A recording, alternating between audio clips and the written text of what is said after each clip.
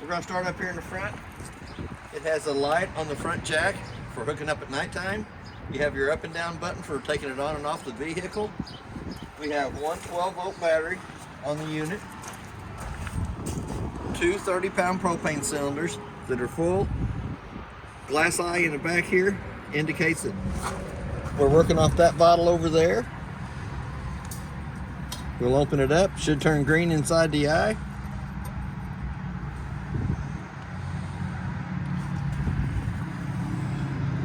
It's thinking. It's thinking, it's trying to. There it goes. As soon as that bottle would happen to come empty, that eye will turn red, indicating that the bottle is empty. If the other cylinder is already open, it'll automatically pick up from it, so you don't lose your gas service in the middle of the night. Then all you have to do is flip it over to this tank over here, work off of it, while you take that one back to town and have it refilled. It does have a bungee cord underneath it that goes underneath the metal rack. But it also has a quick disconnect at the top, so you don't have to take the cover off every time you want to get into the cylinders to open them or shut them. It has a 7-way holder on the side, holds the 7-way up off the ground, and it will also hold your chains up off the ground, keep them from corroding. As we step along the side, it does have the stabilizer jacks, off-door side, manual crank handle goes in the off-door side. We'll manually crank that jack up or down. We're going to go into our water fill compartment. It does have solar panel digital readout at the top. We have a battery disconnect right down below it, and the little black switch right down below that is for the LED lights on the front of the unit. It does have an outside shower, hooks in, gives you hot and cold pouring water on this side over here. Then we're going to come down to our water fill valves. It's going to show you that you can fill the freshwater tank with this connection. Turn your valves in that position. It will fill the tank on the unit. When you get ready to run the pump to suck water from the fresh tank, it has to go up to where it says dry camping. You have your city water connect. You have to turn the valves that way for it to work off the city water connect. Your winterize and your siphon. Siphon's more like cleaning your tanks. Your white connection to the left-hand side is where you hook your water hose and regulator for filling the tank, city water, and winterizing. The black one to the right of that is your black tank flush for when you're flushing your black tank only. There's also a hole in the bottom of the compartment that you can bring your water lines up through and your cable. It does have your park cable and satellite hook up to the right or left side of the outside shower. And there's a handy light. Yep. That turns your pump on so that when you're getting ready to do your winterizing of the unit, you can turn the pump on from outside. You don't have to keep going back to the inside to turn it on and off. We have our freshwater drain up underneath the unit. On our termination valve, the 2-inch valve in the front with the gray handle will be your kitchen sink, bathroom sink, and your shower water. The 3-inch valve in the back will be your toilet water only. And you have to have that toilet valve open when you're hooked to your black tank flush for cleaning out the inside of the black tank. You want to leave it open so that it doesn't fill up and run out through the top of your roof. Right behind that is the 2 low water drain points. Should have a red line and a blue line. The red is the hot side of the water system, the blue is the cold side of the water system. We have our lug nuts on the trailers torqued at 100 foot-pounds. That's what's recommended on the side. The tires are air to pressure, which should be 65 pounds on the side of these cold. We have a hookup light for hooking up at nighttime. Power cord goes in, makes a quarter of a turn, tighten up the black handle on top of it. We have another valve back here in the back that is your sewer outlet. Outside compartment does have a magnet that holds it up out of the way. That is your power cord for the unit. It is a 50 amp service. There's 2 handles in behind there, a 3/4 inch nut and a slotted one. The slotted one does the stabilizer jacks. The 3/4 inch one will run the slide rooms in and out. As we come around to the back of it, It does have a spare tire on the back. It is prepped for a backup camera, and it is also prepped for a Lippert extendable ladder. The switches over here on this side do have a cover over them for running the jacks up or down. Once the jacks hit the ground, you just want to put a little even pressure on it. It just stabilizes the trailer while you're walking through the center. It doesn't level it from side to side. It just stabilizes it while you walk through the center. The same black button in the water fill compartment turns your two, what I call step lights on, and your LED lights on the front of the unit. The black hole in here will go, your manual crank handle goes in there for cranking your slide room on the opposite side, in or out. We have the two outside speakers. I'll show you more about that on the stereo. There is a place for the TV to come out here. There's a part cable hookup, our satellite, and a 110 outlet to plug it into.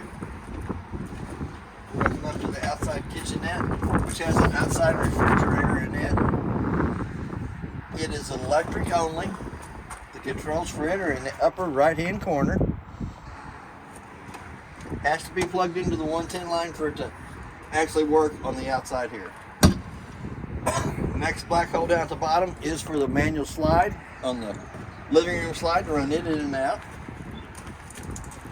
Outside of the furnace, you're going to suck cold air in the top, hot air out the bottom. I always suggest putting a mud dauber screen over the outside of the furnace for the simple fact, once it's been lit on propane, for some reason they love that smell. They go in there, they build their little dirt nest, and it cuts your airflow down on your furnace. It causes it not to function properly. It's a little investment, less than 20 bucks. It's $145 an hour for every hour that we have to take the furnace out and clean the daubers out of it, so it is a good investment. Little black vent up here at the top is for your kitchen sink. The electric switch is in the lower left-hand corner on the outside. Your gas switch is going to be on the inside. Drain plug for it is also an anode rod. What an anode rod does is it draws all the impurities out of the water to that rod, eats that rod up instead of eating up the inside of the tank. Anytime the steel rod in the center is shown, it's time to replace it. But that is your drain plug for draining the hot water heater. Little switch down here at the back runs your stabilizer jacks in the front.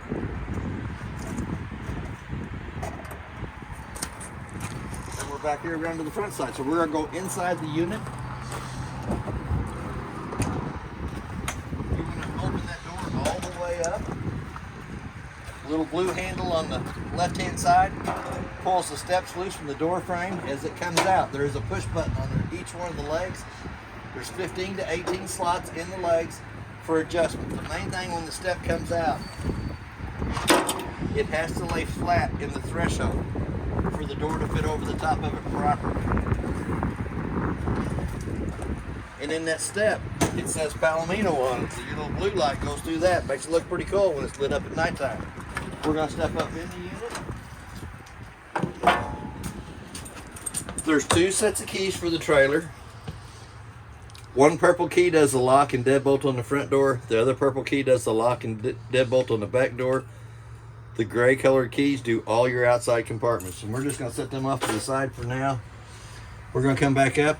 It is prepped for Wi-Fi. It has the in-command system that you can link to your phone, run your slide rooms in and out, your awning in and out, your stabilizer jacks up and down.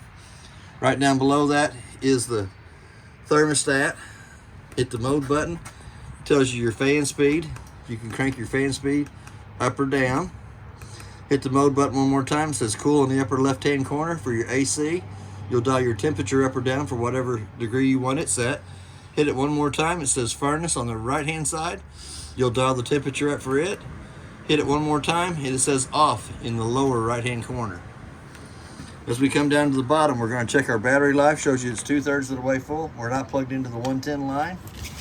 Freshwater tank is empty. As it fills up, it'll show 1/3, 2/3 full.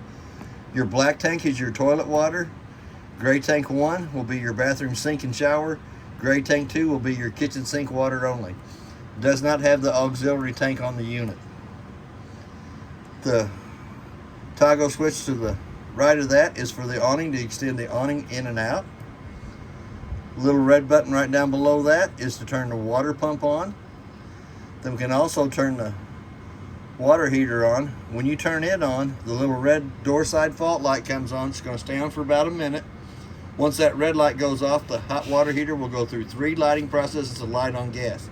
For any reason it does not light on gas, that little red light's going to come back on. Does not have tank heaters on it. Got their living room lights. Slide room 1, we're going to go ahead and run it out, which is your living room slide.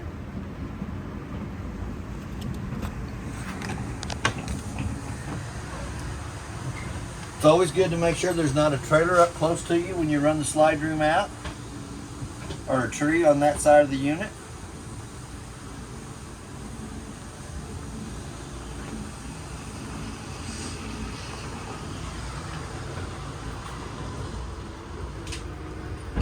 Now that we got it all the way out, there is a cabinet door on the right hand side as you're looking at the unit. You want to make sure that cabinet door is shut before you run that slide room out. If that cabinet door is ajar, it will catch on the side of the slide room. Here again, we're going to open the bathroom door up so I can look into the bedroom area. We're going to run the bedroom slide out next. And you can actually watch it come out as you're running it out. Same way here, you want to make sure there's not a tree or a vehicle parked up along that side of the slide room as you're running it out. We checked before we started today too, so.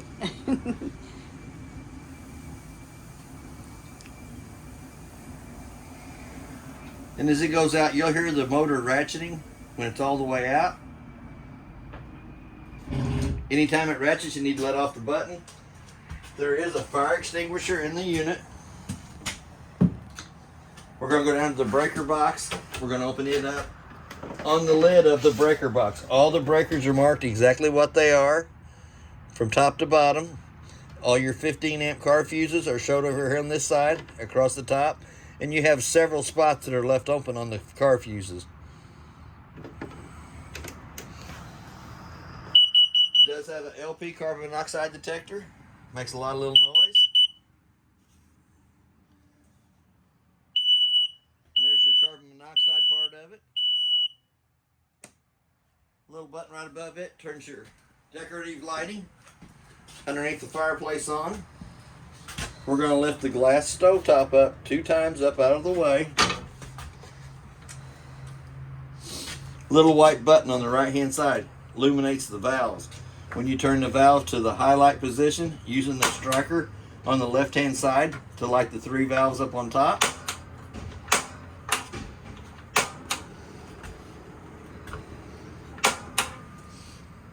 Lights all 3 of your burners up on top. We're going to shut it off. We're going to come back to the oven button.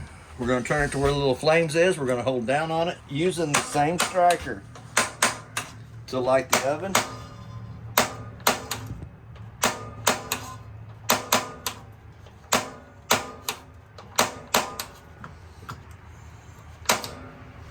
You light the pilot, let it run for about a minute.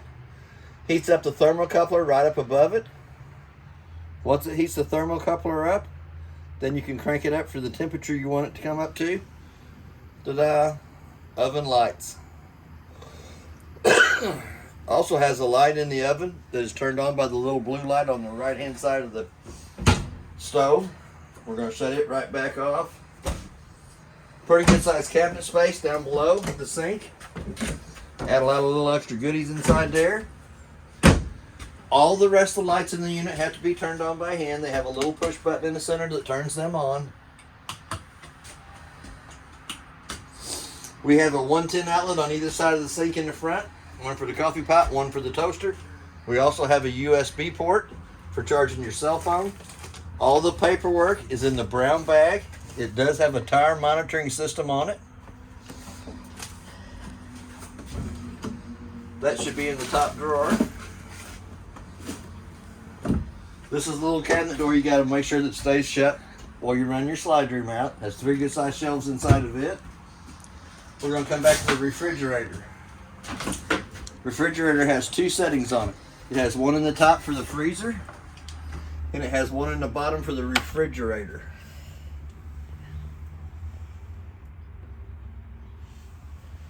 Neat little thing about this is that icebox door will open either way. Ooh. So if you're a righty or a lefty, you can still get in the refrigerator either way you wanted to do it. Recliner chairs have little push buttons off on the side of that turns your lights on and off. Does have a USB port on either side. Also has a cell phone charger up in the back. Pretty good little cubby hole for your remotes. When you turn that light on, it does have lights underneath the recliners. The two lights above the recliner have to be turned on by hand. It does have a fire escape window in behind the recliners.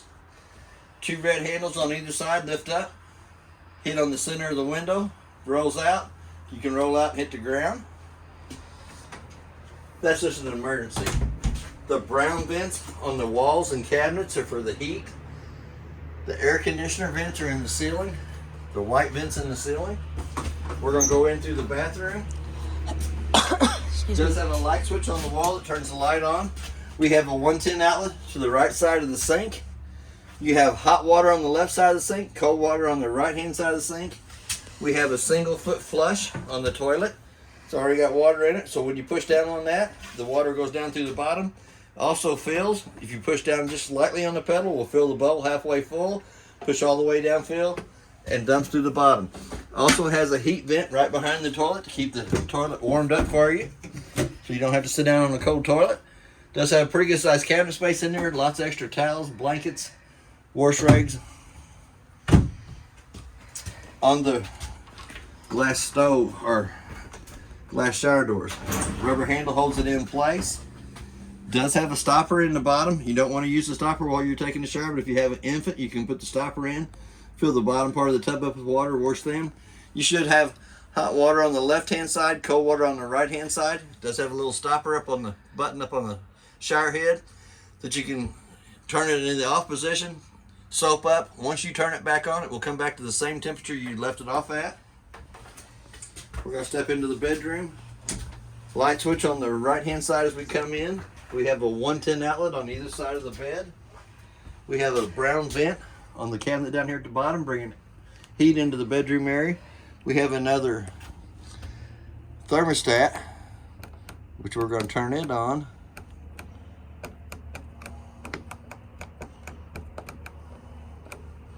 Don't know why that's not working. We'll check it out. We'll check it out. Does have two lights above the headboard of the bed.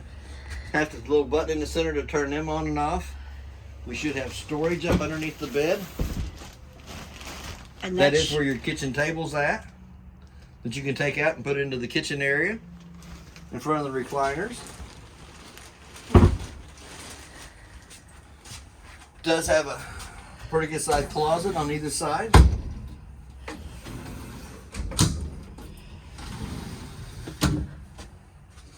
Four drawers down below it and a shelf. Shelf for the shoes, drawers for the clothes.